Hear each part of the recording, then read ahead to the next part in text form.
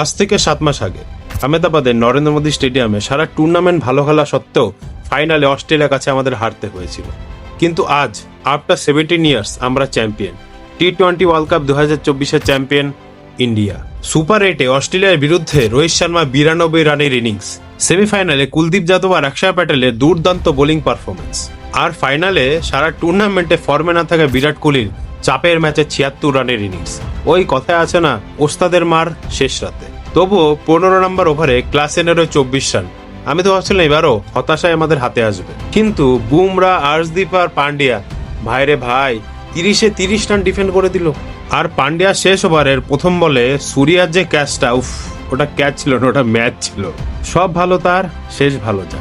Thanks to Rahul Dravid and ম্যানেজমেন্টকে, thanks team ইন্ডিয়াকে ট্রফিটা ভারতবর্ষে নিয়ে আসার জন্য, আর থ্যাঙ্কস সমস্ত ভারতীয় ফ্যানদের যারা জাতি ধর্ম ভুলে ইন্ডিয়াকে সাপোর্ট করেছে।